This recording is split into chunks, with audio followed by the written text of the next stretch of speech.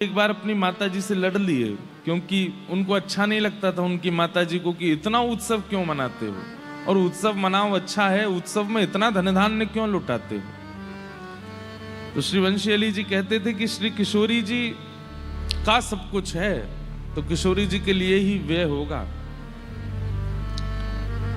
और इस भाव से वे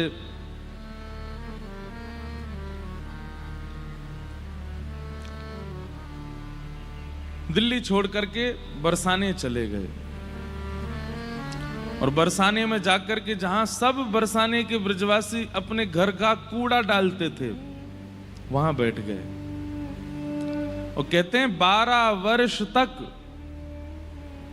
श्री जी के दर्शन करने ऊपर नहीं गए। 12 वर्ष तक बरसाने में रहे और कूड़े के ढेर में ही बैठे रहते थे और वहीं से प्रतीक्षा करते थे। बोले श्री जी आप बुलाओगी तब आऊंगा मैं, नहीं तो नहीं आऊंगा।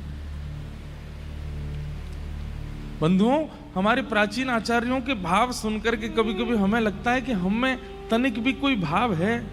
नाटक करते हैं कोरा हम लोग। आप लोगों को ही नहीं सुना रहा हूं, मैं अपनी भी कह रहा हूं, हम लोगों को कुछ नहीं आता है। ऐसी ऐसी ऐसी स्थिति हमारी कभी बनी ठाकुर जी को प्राप्त करने की? कभी नहीं बनी। पहुंच गए बरसाने और बस प्रतीक्षा कर रहे हैं, हे लाडली जू, हे किशोरी जू, जब आप बुलाओगी तब आऊंगा दर्शन करवे। 12 साल तक नहीं गए। ब्रजवासी सब कहते बाबा तुम कहीं और बैठ जाया करो, हे वंशी अली जी कहीं और विराज जाया करो, यहां कूड़े में काहे को बैठो। तो कहते अरे मेरो कितनो बड़ा सौभाग्य, दुनिया के बड़े बड़े वैष्णव तो ब्रज की रज लेवे के काजे दुनिया भर में घूमे, ब्रजमंडल में घूमे, मैं कितना सौभाग्यशाली एक जगह ही बैठ जाऊं, यहीं ब्रजवासी अपनी रज भी दे जाएं, अपने मधुकरी भी दे जाएं, अपने कण भी सब यहीं दे जाएं, मुँह कहीं जानो ही ना पड़े। भैया ब्रज में दक्षिणा रुपया नहीं है, ब्रज में दक्षिणा मान सम्मान नहीं है। सम्मानम कलयाति घोर गरलम नीचपमानम सुधा। ब्रज की संपत्ति तो रज है, ब्रज की संपत्ति तो ब्रजवासियों के घर की मधुकरी है, ब्रज की संपत्ति तो ब्रजवासियों की गारी है। ब्रज में संपत्ति धन नहीं है, ऐश्वर्य नहीं है, मान प्रतिष्ठा नहीं है, यश नहीं है। ये ब्रज की कण माथे से लग जाए समझो संपत्तिवान है गए। ब्रजवासी इनके घर की मधुकरी मिल जाए समझो ऐश्वर्यवान है गए। और कोई ब्रजवासी ने गारी दे दे तो समझो कीर्तिवान है गए, सब मिल गो। ऐसी वंशी अली जी की भावना। थोड़ा गंभीर पद है, आप सब लोग गाना मेरे साथ।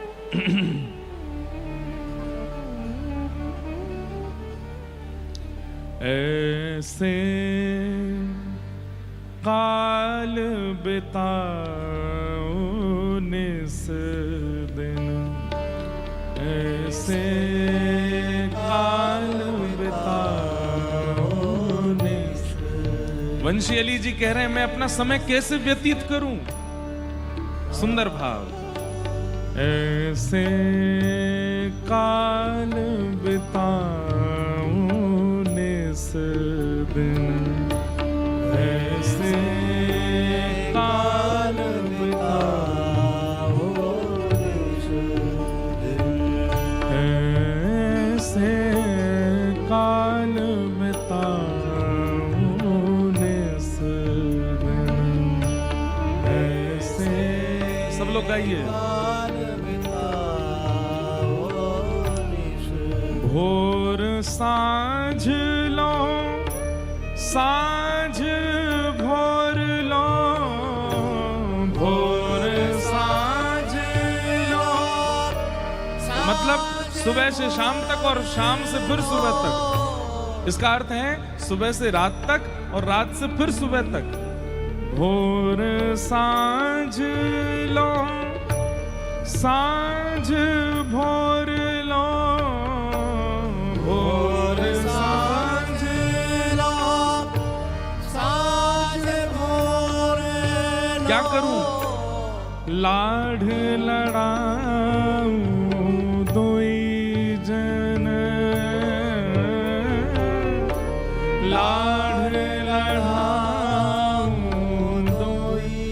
केवल प्रिया प्रियतम को लाड़ लड़ाऊं, सुबह भोर से लेके रात्रि तक, और फिर रात्रि से फिर सुबह तक, और फिर सुबह से फिर रात्रि तक, फिर रात्रि से सुबह तक, कुछ और ना करूं, लाड़ लड़ाऊं दो जन, प्रिया प्रियतम को लाड़ लड़ाऊं, लाड़ लड़ाऊं दो जन,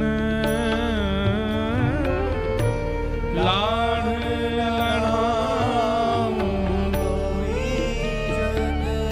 ऐसे काल बिताऊं निस दिन, ऐसे काल बिताऊं निस दिन, ऐसे काल बिताऊं निस दिन, ऐसे काल बिताऊं।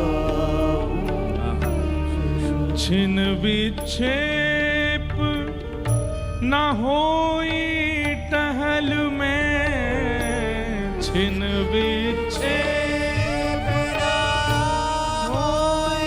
देखिए, एक हमारी बात सुनिए, आप लोगों का एक होमवर्क है।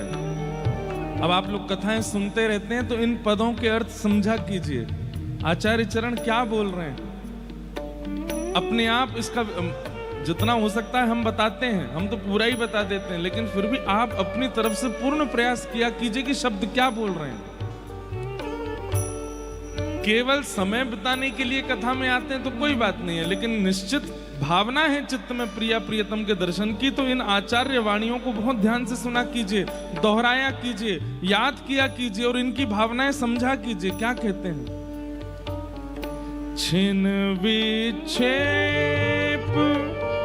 न होई टहल में, छिन विक्षेप न होई टहल में, एक क्षण का भी विक्षेप ना आवे मेरी सेवा में, टहल में, किशोरी जी की सेवा में। टहल क्यों कहते हैं, कभी उठ के जाते हैं रसोई से कुछ सामग्री लेकर के आते हैं, फिर कोई श्रृंगार करने लगते हैं, फिर कोई सजावट करने लगते हैं, फिर कुछ श्रृंगार धराने देते हैं, फिर कुछ वस्तु ले आते हैं, मतलब रुके ना, चलते रहें, टहलते रहें सेवा में, उसको कहते हैं। छिन विक्षेप न होई टहल में, छिन विक्षेप न होई टहल में, कीजय यह अद्भुत पनहा,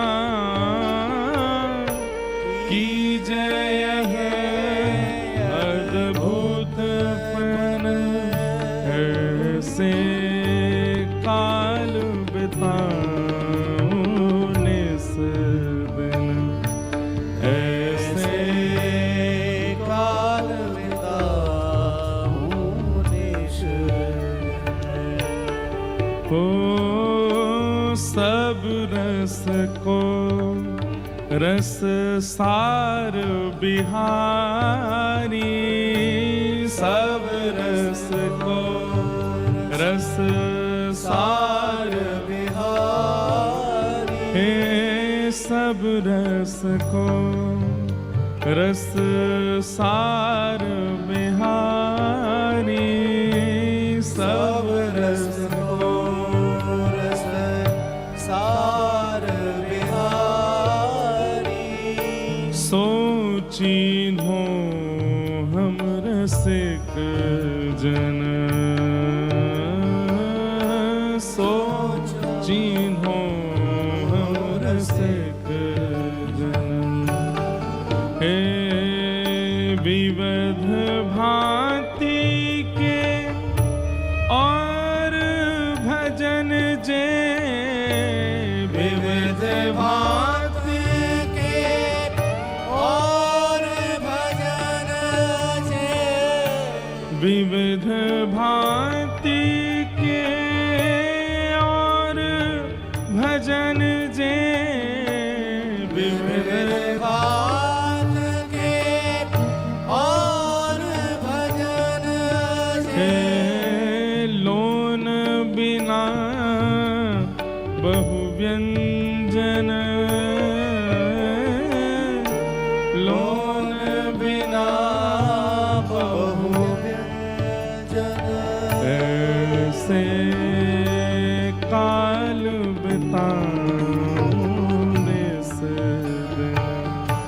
ऐसे काल बिताऊं। आहा, वंशेली जी कह रहे हैं सब रस को रससार बिहारी, सो चिन्हो हम रसिक जन। बिहारी जी कौन है, ठाकुर जी कौन है? बोले सारे रसों के रससार हैं, रसों का सार हैं श्री ठाकुर जी। वे जिसको चुनते हैं वो ही रसिक बन पाता है। रसिक मतलब प्रेम लक्षणा भक्ति का अधिकारी बन पाता है। ज्ञान लक्षणा भक्ति होती है, वैराग्य लक्षणा भक्ति होती है, कामना लक्षणा भक्ति होती है, और सबसे सुंदर प्रेम लक्षणा भक्ति होती है। और जो प्रेम लक्षणा भक्ति में प्रवेश कर जाते हैं वही रसिक कहलाते हैं। और रसिकों को, ज्ञानी भक्त को, वैरागी भक्त को, आदि आदि भक्तों को, उनको कोई और चुन लेता होगा, पर प्रेम लक्षणा भक्ति पर चलने वाला तो ठाकुर जी के द्वारा ही चुना जाता है। विविध भांति के और भजन जे, लोन बिना ज्यों व्यंजन। बोले भैया प्रेम लक्षणा भक्ति नहीं है, और दुनिया भर के संसारी, दुनिया भर के निधान हमारे पास हैं, हम सब कुछ करते हैं पर प्रेम नहीं करते हैं ठाकुर जी से। तो जैसे सब्जी बनी हो और उसमें नमक ना डला हो, ऐसे बेरस जैसा लगता है ठाकुर जी को। आरती तो करते हैं, दंडवत तो करते हैं, प्रणाम तो करते हैं, कीर्तन तो करते हैं, पर चित्त में प्रेम नहीं है उनके लिए। इसलिए भैया प्रेमी बनो। श्री राधा पद कमल कृपा बिन, श्री राधा पद कमल कृपा, सब लोग गाओ। श्री राधा पद कमल कृपा बिन, श्री राधा पद कमल कृपा को पावे रस को कण, को पावे रस को कण, ऐसे काल बिताने सदन, ऐसे काल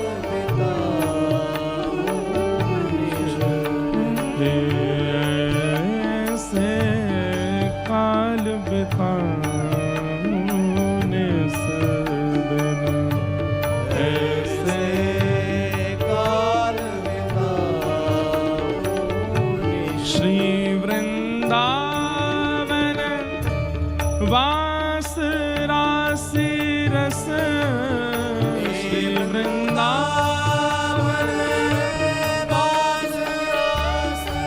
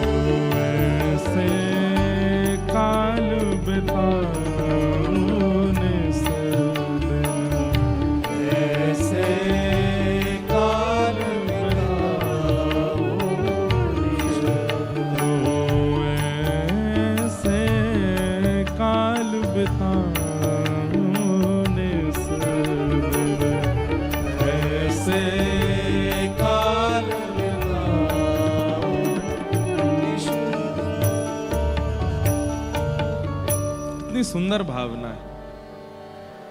श्री राधा पद कमल कृपा बिन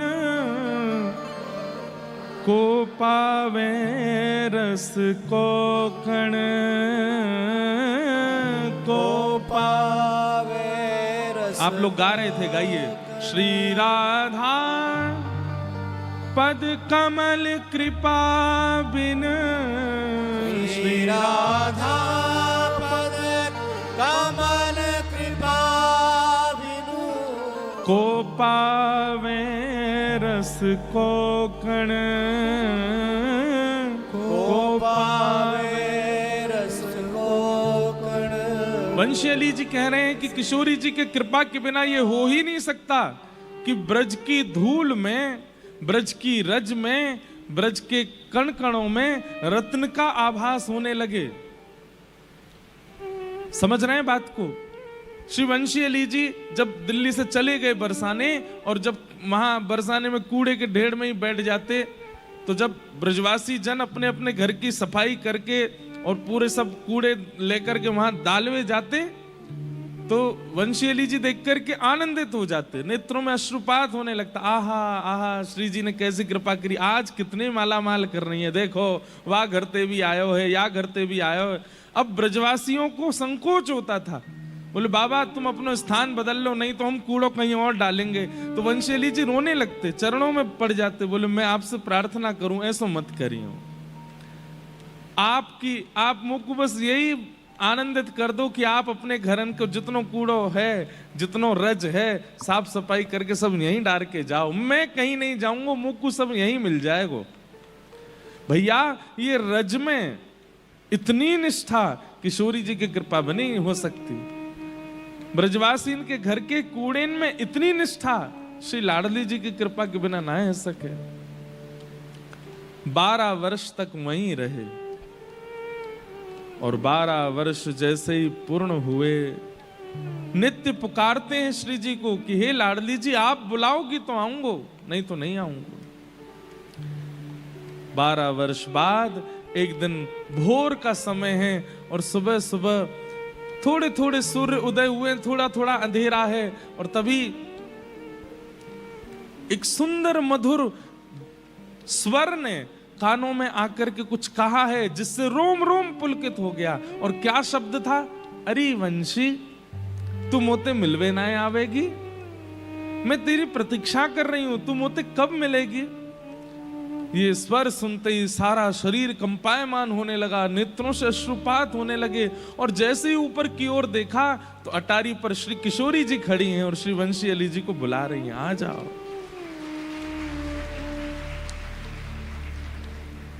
वंशी अली जी दौड़े, अब तो पैर रखते हैं गिर जाते हैं, बस नेत्रों से अश्रुपात हो रहा है, गिरते पड़ते चढ़ रहे हैं ऊपर। मेरी लाडली जी बुला रही है, मेरी स्वामिनी जी बुला रही है मुझको।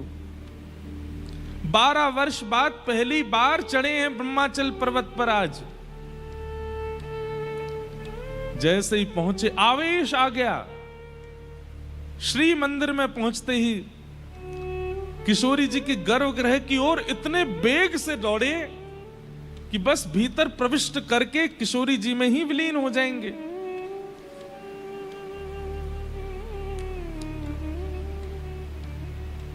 पुजारी जी के मन में आई कि कहीं पता नहीं ये भीतर चले जाएं, कोई जाके किशोरी जी का स्पर्श कर लें, ऐसा कुछ नहीं हो। उन्होंने रोकने का प्रयास किया, जैसे ही रोक करके नीचे फर्श पर गिरा दिया उनको। अरे इतने वेग से किशोरी जी के गर्भगृह में नहीं जा सकते, अपरस की सेवा है। लाडली जू लाडली जू लाडली जू कह करके रुदन करने लगे, और तभी वंशी अली जी के रूप में साक्षात एक वंशी अली, वंशी सखी प्रकट हो गई, और पुजारी जी को अनुभव करा दिया कि अरे पुजारी जी ये कोई सामान्य नहीं है, ये मेरी सखी है, सहचरी है, या को आन दो। और किशोरी जी ने उनको स्वीकार किया।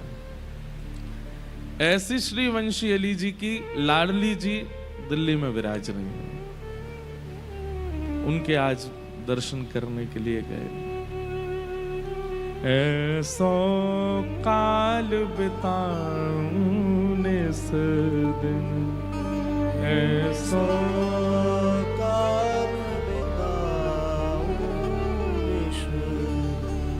अद्भुत है ये रसिकन की वाणी, ये रसिकन के भाव।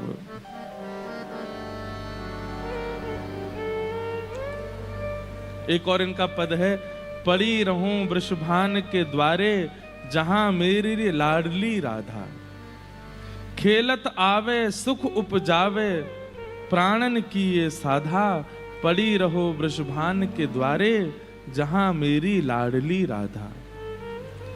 कीरत कुल उजियारी प्यारी हिये की चैन अगाधा, ठौर नहीं वंशी अलिहिये में और लगे सब बाधा, पड़ी रहूं वृषभान के द्वारे जहां मेरी लाडली राधा।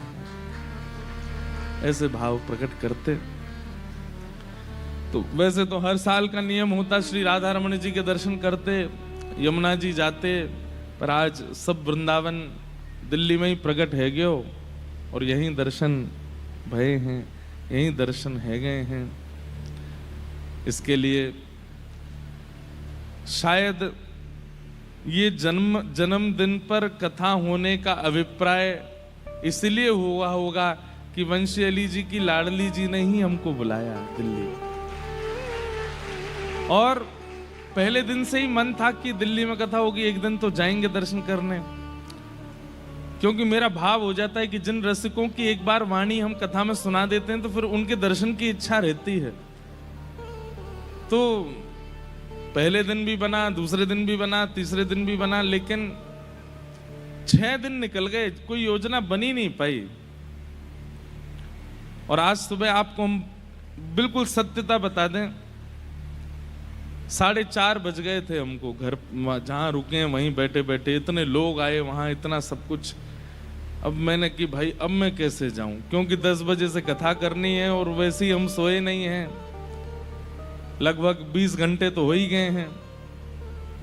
तो मन में भाव आया कि अब मैं कथा करके सीधे चला जाऊंगा या संध्या उत्सव से पहले होके आ जाऊंगा, अब भोर में मंगला करने नहीं जा रहे। एक बार को मन में आया और बस ये कहकर के सब लोगों से कहा सो जाओ। और जैसे ही हम अपने कमरा में गए, पता नहीं क्या ऐसी व्याकुलता चित्त में होने लगी, और मानो जैसे कोई भीतर से स्वर प्रकट कर रहा हो, आना तो पड़ेगा, जाना तो पड़ेगा, आना तो है ही, अभी आना है। बस कमरा सबके बंद हैं, मैंने सबको फिर फोन लगा, मैं सुनो 10 मिनट ने कमर सीधी करके नहा धो के चलो सबरे। और महाराज जी आप तो बोले सो जाओ, मैंने किया अब नहीं सोना, चलो। और वहां पहुंचे, इतने वैष्णव वहां कीर्तन कर रहे थे, आनंदित हो रहे थे। लाडली जी मानो जैसे, अब क्या कहें, ऐसा लग रहा था मानो प्रतीक्षा कर रही थी कि आएगो तो वाकू आशीष दूंगी। खूब आशीष दिया, खूब सुख दिया।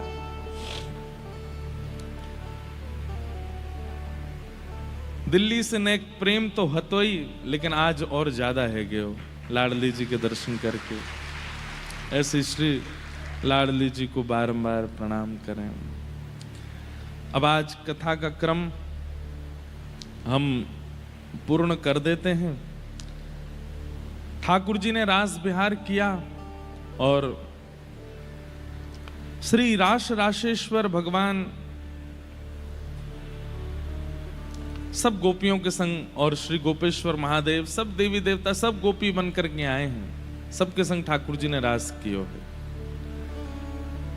5 प्रकार के रास वृंदावन में हुए हैं। इस बार शरद पूर्णिमा पे 3 दिन का सत्र है गोवर्धन में, तो वहां इस बार 5 प्रकार के रासों का स्वरूप देखेंगे। रास विहार के पश्चात भगवान ने कई अनेक राक्षसों का वध किया। तत्पश्चात कंस ने अक्रूर जी महाराज को वृंदावन भेजा, जाओ मेरे शत्रु कृष्ण बलराम को लेकर के आओ।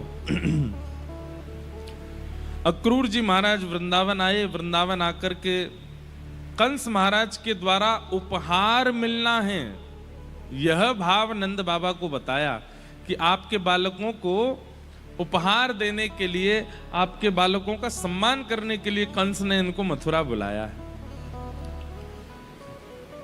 सब ब्रजवासी तो बिल्कुल मना करने लगे, हमारो लाला कहीं नहीं जाएगा, कोई सम्मान की आवश्यकता नहीं है। लेकिन ठाकुर जी ही मन पर पत्थर रख के बोलने लगे, सबके बालक जामे, सबके बालकन को सम्मान होवे, सबके बालकन की ख्याति होवे, पर मोइये ना जान दोगे कहीं। तो सब ब्रजवासियों के हृदय को बड़ी पीड़ा होने लगी कि लाल जी का मन है तो फिर हम क्यों रोकें। ठाकुर जी बोले मैं परसों आ जाऊंगा, और परसों की बात कहकर के ठाकुर जी वृंदावन से निकल गए। बरसों बीत गए, ठाकुर जी नहीं आए। वास्तव में बंधुओं, ये भाव कहने में भी हमको बहुत संकोच होता है, पर वास्तविकता यह है कि वे परब्रह्म हैं, वे चाहें जितने रूप धारण कर सकते हैं। और वृंदावन रस ये बात सिद्ध करता है कि ठाकुर जी ने वृंदावन की सीमा पे पहुंचते ही 2 रूप धारण कर लिए। और कैसे 2 रूप? जिसमें ठाकुर जी का भगवत तत्व विराजमान है, जिसमें 6 प्रकार के भग विराजमान हैं, जो ऐश्वर्यवान हैं, जो शक्तिमान हैं, जो सर्वगुण संपन्न हैं, ऐसे ठाकुर जी तो मथुरा को चले गए और प्रेमी श्री कृष्ण वापस वृंदावन में ही विचरण करने लगे। वृंदावन के कण कण में, वृंदावन के वृक्ष में, वृंदावन की नदी में, वृंदावन के धरातल पे वो समाविष्ट हो गए। संपूर्ण वृंदावन श्री कृष्ण ही हो गए। कौन से कृष्ण? जो प्रेमी कृष्ण है, और जो ऐश्वर्यवान कृष्ण है, जो संपत्तिवान कृष्ण है, जो पौरुषवान कृष्ण हैं, जिनके शंख चक्र गदा पद्म आदि हैं, जो प्रभाव से युक्त हैं, वो मथुरा की यात्रा पर जा रहे हैं। पर इस भेद को कोई समझ नहीं पाया। हमारे ब्रज में कहते हैं, विपिन राज सीमा से बाहर, हरिहु को नाहि निहार, रेमन वृंदा विपिन बिहार। यद्यपि मिले कोटि चिंतामणि, तदपि न हाथ पसार। ठाकुर जी कभी ब्रज के पड़ाव से बाहर नहीं जाते, वो सदा ब्रज में रहते हैं, सदा वृंदावन में रहते हैं। इसलिए ऐश्वर्यवान श्री कृष्ण, प्रभावशाली श्री कृष्ण, उनकी कथा सब जगह हो जाती है, पर वृंदावन में तो वो ऐश्वर्य अपना प्रकट कर ही नहीं पाते, वो प्रेम में ही रहते हैं। इतने राक्षस आए वृंदावन, लेकिन ठाकुर जी ने सुदर्शन को नहीं बुलाया। इतने राक्षस आए वृंदावन में, ठाकुर जी ने गदा नहीं उठाई। इतने राक्षस आए वृंदावन में, पर ठाकुर जी विराट नहीं हुए। ठाकुर जी अपने अपने बाल स्वरूप में ही रहते हैं, हंसते खिलखिलाते। वंशी सब जगह संग रही है। क्यों? क्योंकि वहां ठाकुर जी प्रभाव प्रकट नहीं करना चाहते, वहां प्रेमी श्री कृष्ण। जिनकी भ्रगुटी टेढ़ी करने से ब्रह्मांड में भूचाल आ जाता है, जिनकी बोली सुनकर के संपूर्ण ब्रह्मांड नतमस्तक हो जाता है, वही श्री कृष्ण वृंदावन में तेरो मुख नीको की मेरो श्यामा प्यारी, तेरो मुख नीको की मेरो श्यामा प्यारी। दर्पण हाथ लिए नंद नंदन, दर्पण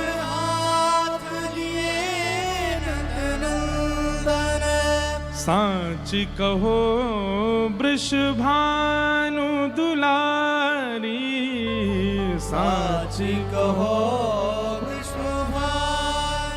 जय हो। हनुमान जी आए भैया, खूब खूब आनंद। जय हो।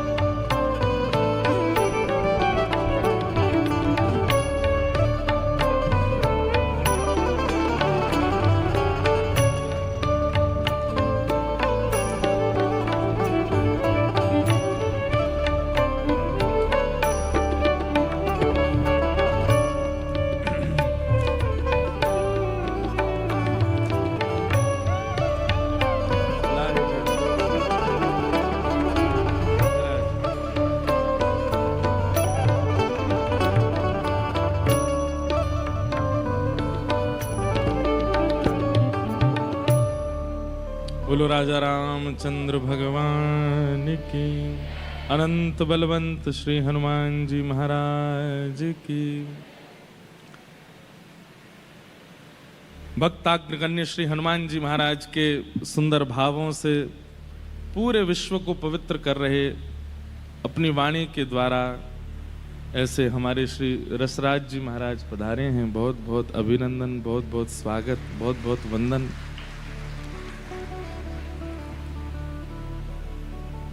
श्री हनुमान जी अभी हनुमान जी की लीलाएं सुननी है ना, तो 12 तारीख से कथा है रेवासा में पूज्य मलुकपीठ वाले महाराज जी के यहाँ, वहां सुनाएंगे कैसे श्री हनुमान जी महाराज श्री चारुशिला जी के रूप में प्रकट होकर के निज सेवा करते हैं श्री राघव जी की।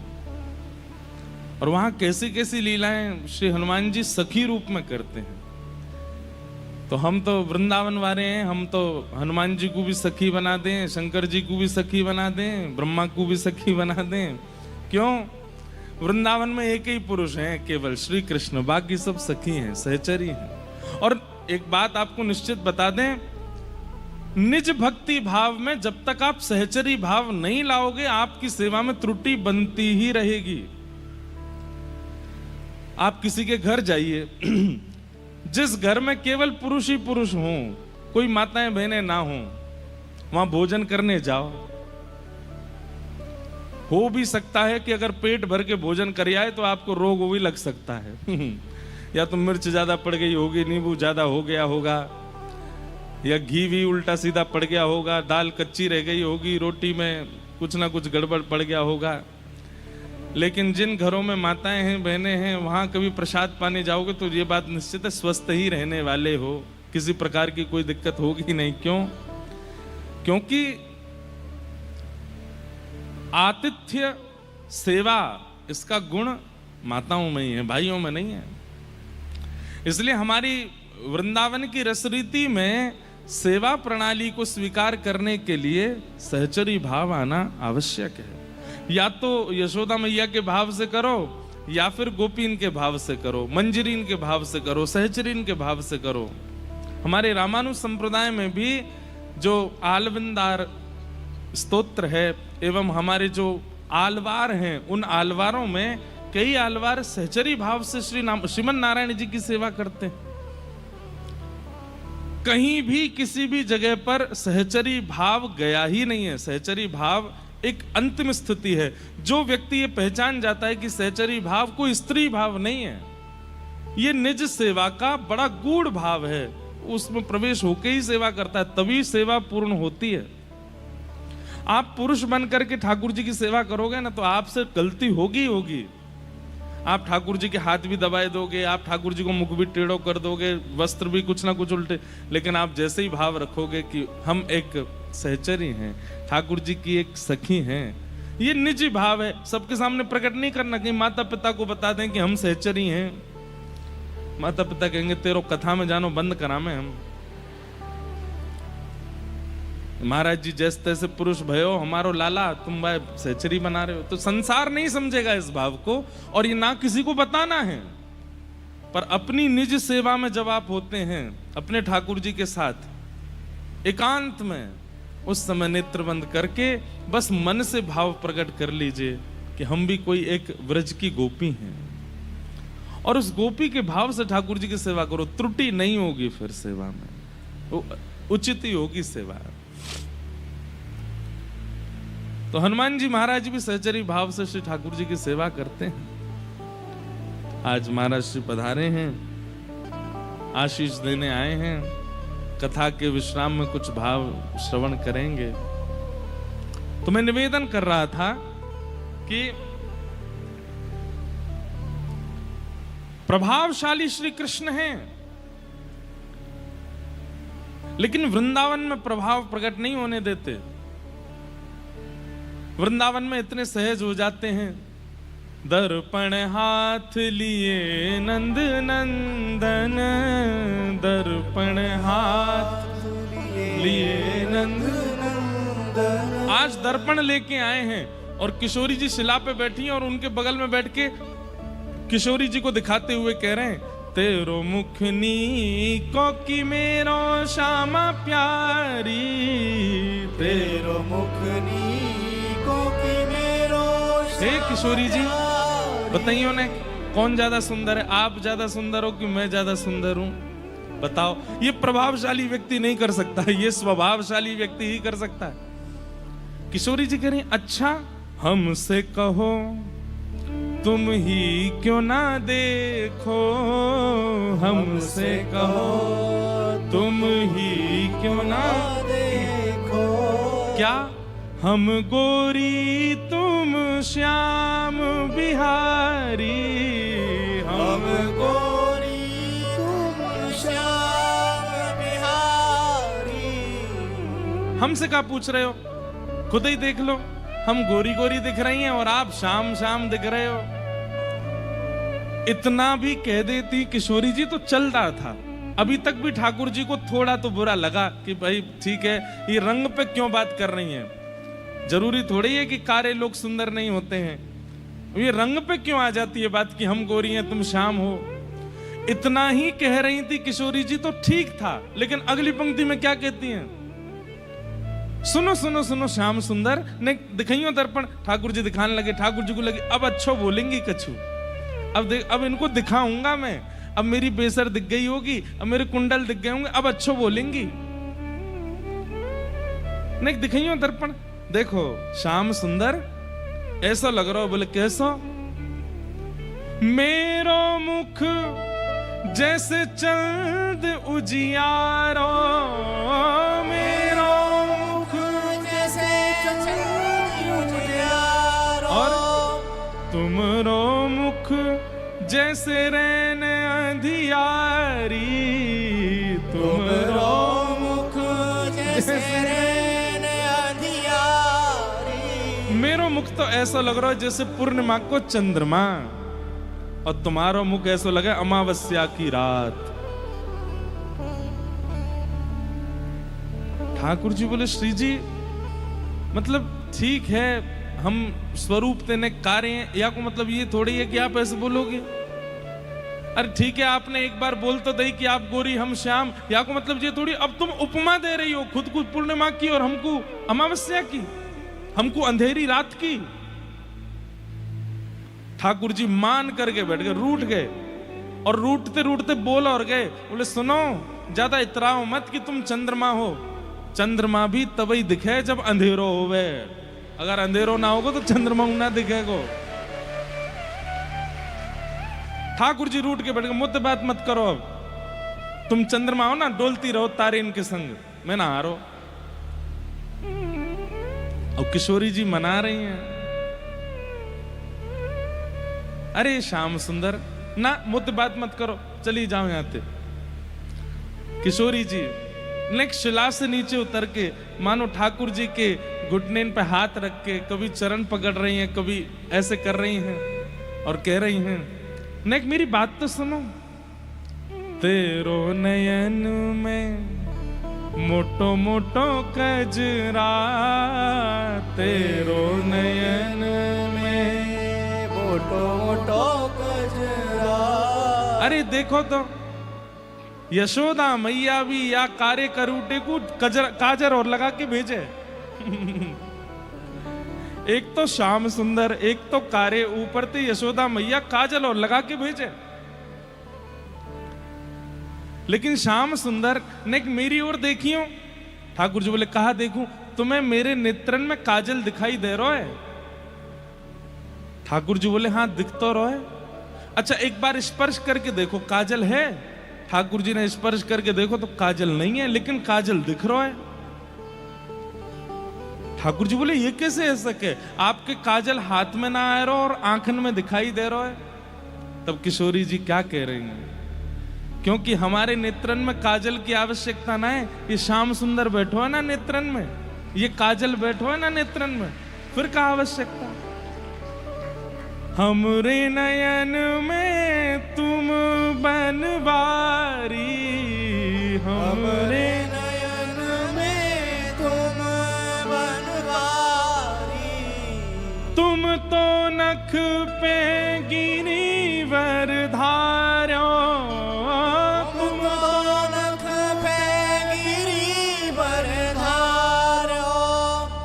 हे श्याम सुंदर, आपने तो अपने नख पे गिरिराज जी उठाए।